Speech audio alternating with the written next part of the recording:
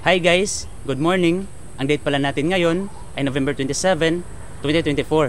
So ipapakita ko ulit sa inyo ang update sa mga bunga nitong aking mulberries.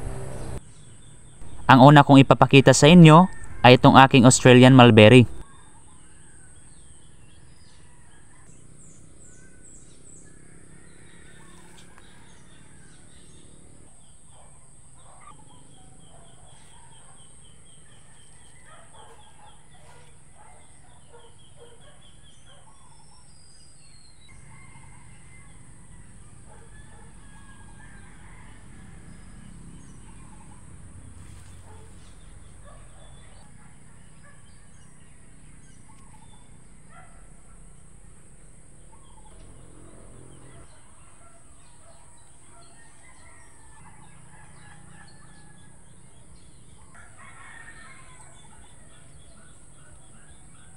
Ganito pala guys ang tamang hinog.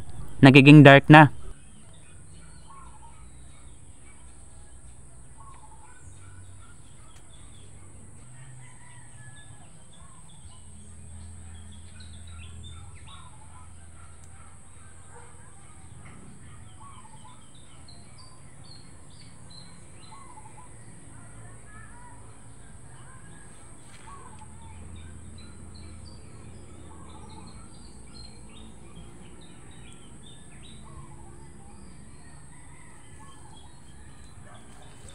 Dito naman tayo sa aking Illinois mulberry.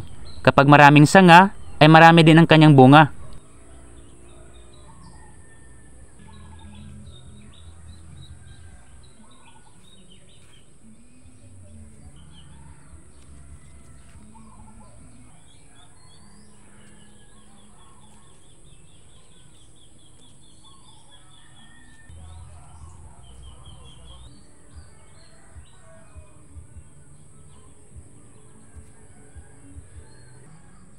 Ito naman guys ang rooted cuttings ng aking Australian mulberry na tinanim sa lupa.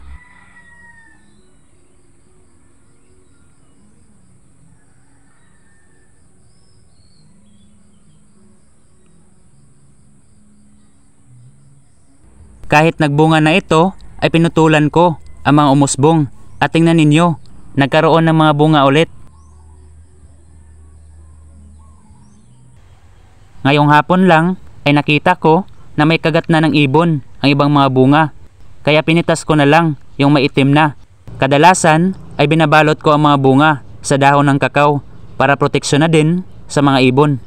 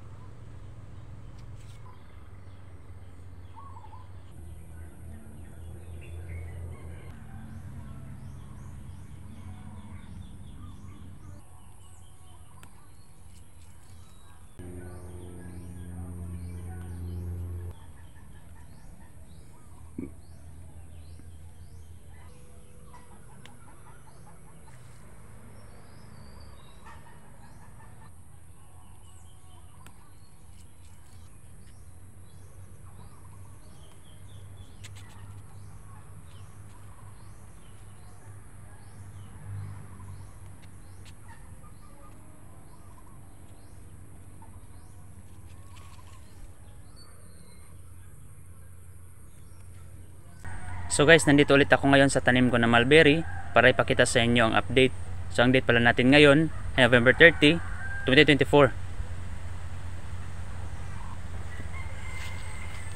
Ayan, so ito na yung update ngayon guys. So napitasan ko na ito nung nakaraang araw.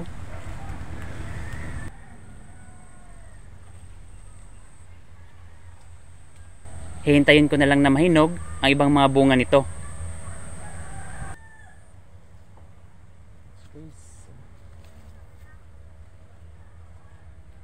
Ito pala yung aking Australian mulberry. So nakatanim ito sa blue na container. Ayan siya guys. punta naman tayo dito sa isa ko pang variety ng mulberry, ang Illinois.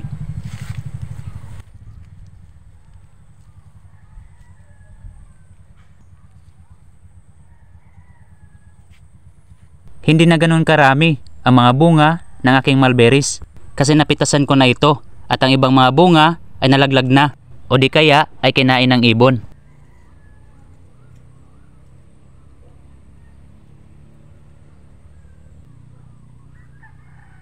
Pipitasin ko na lang din ang ibang bunga kasi maulan na at baka malanta pa ang iba.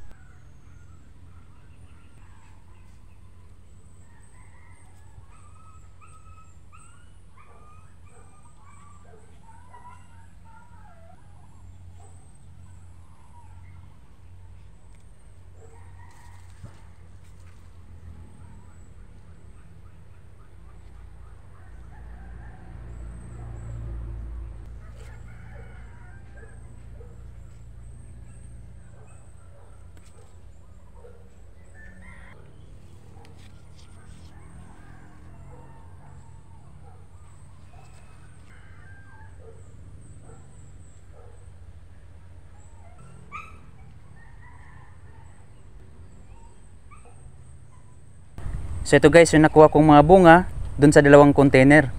Ngayon naman ay pipitasin ko na ang bunga dito sa aking Australian mulberry na nakatanim sa lupa.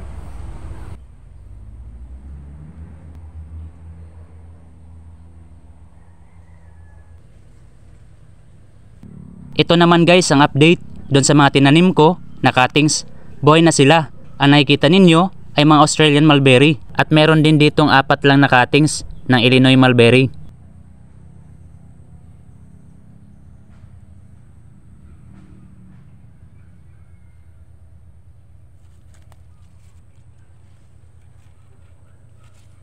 Ito naman guys ang rooted cuttings ng aking Illinois mulberry na nakatanim sa lupa at lumalaki na ito ngayon.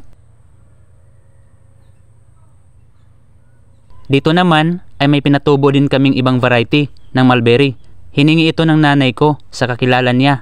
Di ko pa alam kung anong variety ito.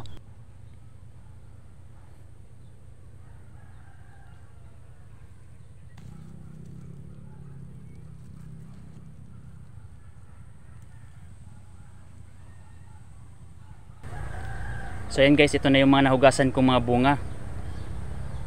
Titikman ko na ito ngayon. Medyo maasim-asim pa talaga kapag may makikita ka pang pula sa bunga. Kung full dark purple na, ay matamis na ang mga ito. Next time, kapag marami na akong mapipitas na bunga, ay gagawa ako ng mulberry jam.